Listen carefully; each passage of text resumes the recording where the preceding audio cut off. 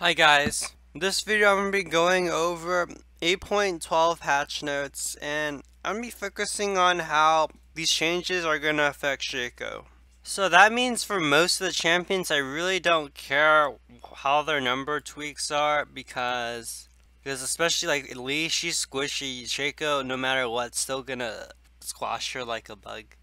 Ezreal, his armor is decreased, so that makes it a lot easier for Shaco to one-shot him. Thank God. Me not being able to kill them. Kindred. Kindred, I feel like no matter what right will change, it's always, this champion's always not gonna get fixed. Especially since she has to invade. That's just way too risky. W whatever. I feel like Lee Sin's in a shithole right now. Okay, so Talia Jungle is definitely still viable. They didn't change much with her.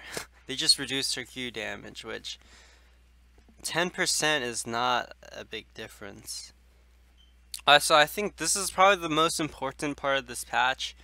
Allied shield ability items. Essentially what Riot wants to do is to enable more counterplay to shields.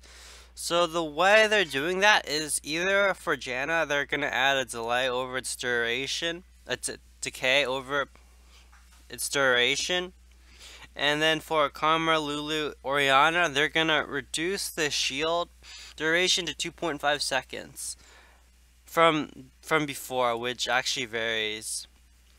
So 2.5 seconds, that's actually more easier for Shaco to counterplay because Shaco's Q lasts for 4.5 seconds. So if you're able to get in there, Q in, and then you can ult, maybe you can bait their shields and then you're able to auto them after they proc their shield so that you can kill them.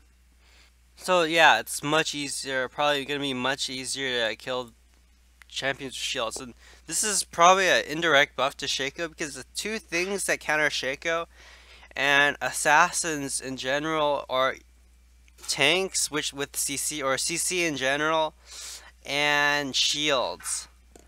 By nerfing shields, Shaco has even more counterplay. Not to say that he should be nerfed, because I know a lot of you guys believe Shaco's in a shithole. Honestly, I feel like Shaco's in an okay state right now, but compared to Season 4, he was just a lot funner back then. Oh, they're also nerfing the healing and shielding power that some of these items that give it. So this essentially just means that the shields are going to be much less than they used to be if they build these items. And this is another buff to Shaco. Banner of Command. Thank God they're removing this item because it's actually a Sterix Gauge. There's actually a bug on it when I tested on the PvE, there was a bug on it which the passive Giant Strength is proc twice onto Shaco's clone. So his Shaco's clone has some much more AD than Shaco. So what this means is that Shaco's clone will do the same amount of damage as Shaco, or about the same, because Shaco's clone has higher AD, and then with damage reduction, Shaco's clone will do the same amount of damage. Malcolm Morris, I haven't seen anyone build this item on Shaco, so I don't really care. Shaco's never run Presence of Mind. Celerity. The AD ratio is increased, but the bonus movement speed is decreased.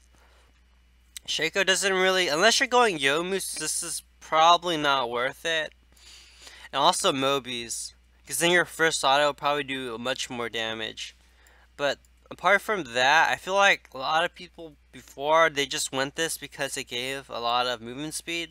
So unless you're going Yomus and maybe Moby boots, this rune is probably not worth it.